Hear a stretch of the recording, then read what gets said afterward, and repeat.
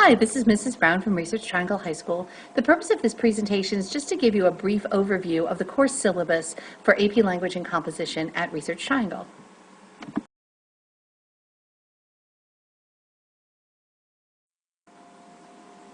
So the first thing to keep in mind is that AP is a college level class. That idea of advanced placement is that you are taking something that you could eventually, if you do well, turn into college credit. And the purpose of the particular class, AP Language and Composition, is to gain skills in rhetoric, and we'll talk a little bit about what we mean by that, and ultimately to pass the AP exam in the spring, right? We want everyone to be able to be successful at this.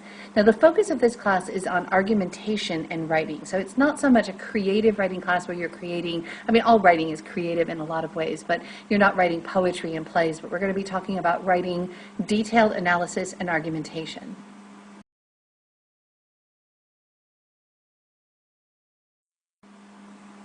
Now, in order to teach this idea of argumentation, we actually use a number of different texts. We do a lot of nonfiction writing and reading in here. So we're going to be looking at essays and speeches and articles and excerpts from longer pieces. And then the literature that we use is going to be an American literature focus. So some of the novels and titles we might do are going to come from some of the major pieces of literature from the American tradition. And then we'll be really focusing when we are reading on this idea of close readings and textual analysis and forming arguments. So not just what did you think about a book, but how do you know what you thought about a book, and how do you convince someone else that what you think about a book is the way they should think about a book.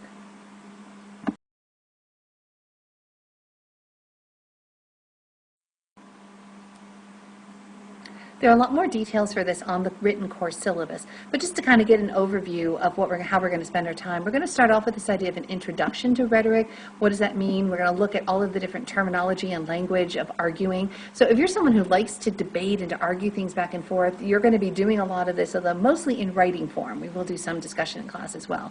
Then we're going to be taking a look at how you can argue about stylistic elements in argumentation, and then breaking down into really specific methods and techniques that you can use in persuasion to get your point across. Then we're going to move into more of a literature study. We're going to talk about Lost and Found, The American Dream. We'll read Of Mice and Men, a couple books like that. We're going to look at the idea of the unreliable narrator. That is, the person who's telling you the story may or may not be trustworthy. And some of the literature pieces in that will be things like Huckleberry Finn and Ellen Foster. And we'll also encourage that in writing. How do you recognize bias in a particular piece of writing? We'll look at the meaning of life through the Transcendentalists, the writings of Thoreau and Emerson, among others. We're going to look at a literature called To Be and Not To Seem. We're just going to look at that controversy between how people actually present themselves on the outside and what they're like on the inside. And during that unit, we'll read books like The Scarlet Letter. We're going to have an opportunity to do some literature circles where you'll choose from a small selection of books and have a chance to study those independently.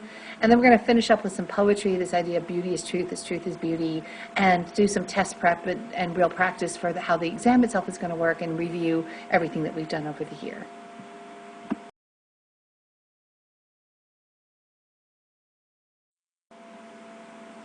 So we're going to have some systems and routines that you'll get used to in the class.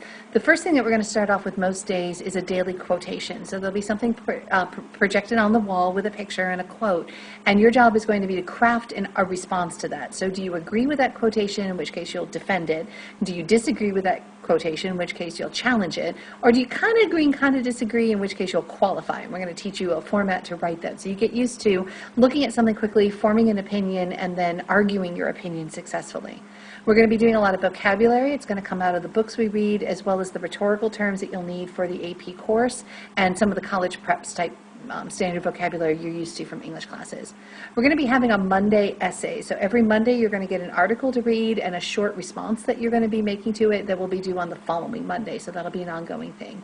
And then I'll be working with you on some baseline papers where you write and sort of get an idea of where you are now. And then we'll be comparing that and looking at example papers, exemplars from the AP test itself, and seeing how other judges have looked at this and how your writing is progressing as we go through the course.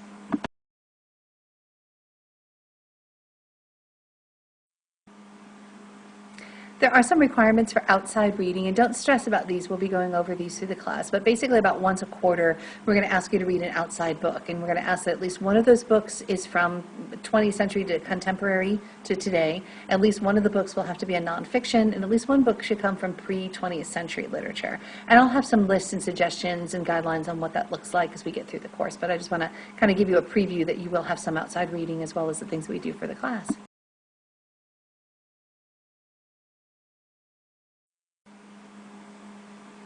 So grading for the course. First of all, we're going to be working on a sliding scale on essays and just a little bit of what that looks like. So when you write an essay for the AP exam, you're going to be given a score between 0 and between a 9. And it's really hard to get those upper grades at 8 and 9. And when you first start the class, I'm going to be giving you a score as though you were taking the test itself. And that might just be a 2 or a 3 when you first get started on your writing.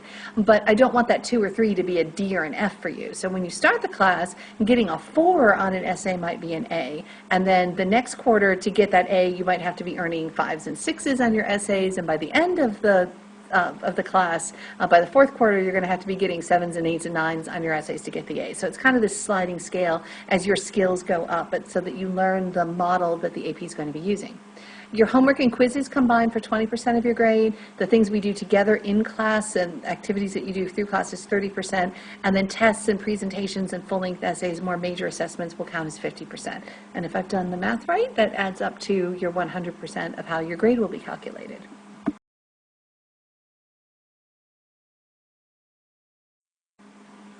So I often have kids ask me, particularly when they haven't quite decided if they're going to take AP yet, or if you're on the fence about whether or not you're going to stay with it, it's like, well, what do I have to do to be successful in AP? What do I have to work at? Well, the first thing is that word work.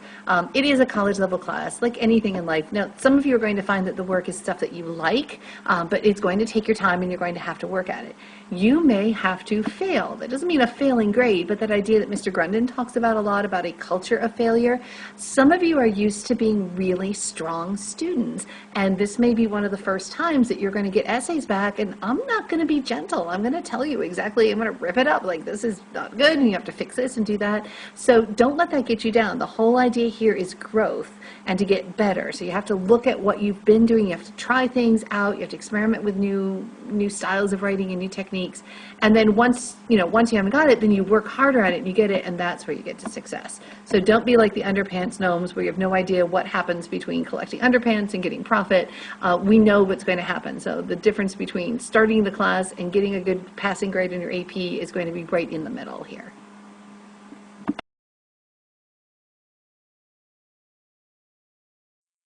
So congratulations, you've taken a chance, you've decided to challenge yourself and sign up for something that's going to be difficult and that's going to be hopefully really, really rewarding at the end. I'm really looking forward to working with all of you. I love the class material here and the materials that go into this course, and I hope we have a great year together.